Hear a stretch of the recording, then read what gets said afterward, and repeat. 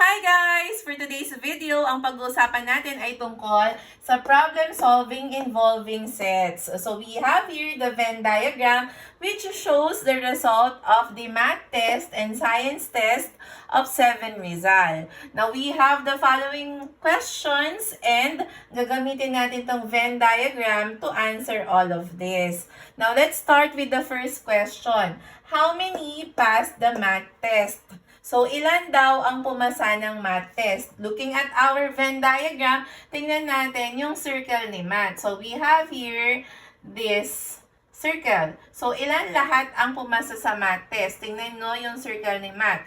We have 10 plus 5, kasi dalawa yan. Pumasa nito, ito, yung nasa circle, yung dalawang number sa circle. So, we have there 10 plus 5, and that is 15.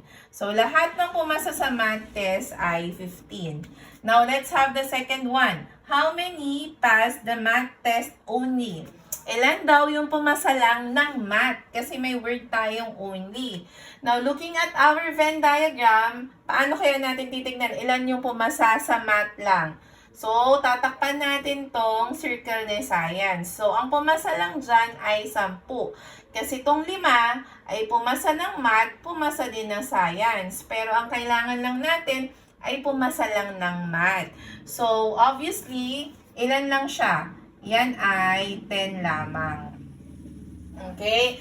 Now, how many passed the science test? Ilan daw yung pumasa ng science? Katulad ng ginawa natin dito sa math test, takpan muna natin ito. At tingnan natin yung circle ni science. So, ilan nag-i-add natin? So, we have 5 and 18 kasi yun yung nasa circle ni science. So, we have here 5 plus 18. And ilan lahat yan?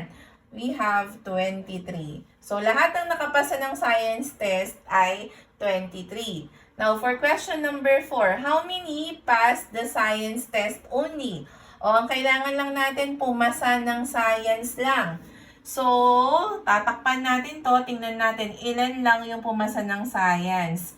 18 lang. Bakit hindi isasama yung 5? Kasi itong 5 na to, pumasa din siya ng math. Pero dun sa question natin, ang kailangan lang natin, pumasa lang ng science. So, ang kukunin lang natin ay yung 18. So, we have here 18. Okay. Next, question number 5. How many passed the math and science test? So, we have here this word and. Pag nakita niyo yung word na and, ibig sabihin, ang pinag-uusapan nating operation ay, intersection. Ibig sabihin, dapat pumasa na sa math, pumasa pa sa science. Dalawa dapat yung pinasa niya. And looking at the Venn diagram, ilan yung students na pumasa na kay math, pumasa pa kay science. So, you are going to look at the intersection.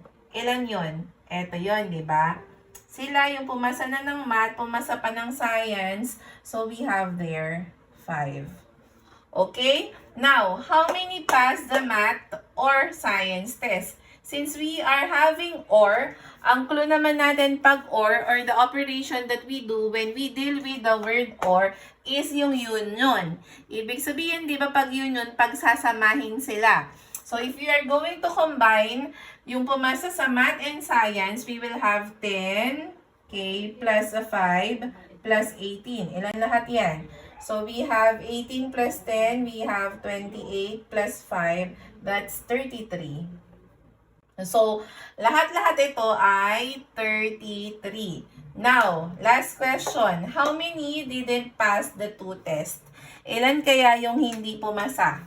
Looking at the Venn diagram, ang hindi lang pumasa ay ito, 2. Okay, ngayon kung naiintindihan nyo ang video na ito at mas nakatulong sa inyo sa pag-aaral about problem solving involving sets, i-comment yan sa ating comment section, ha? And please don't forget to follow our page and share our videos para din naman matuto yung iba sa math. At laging tandaan, let's spread the love of math at mag-aral ng mabuti. Bye!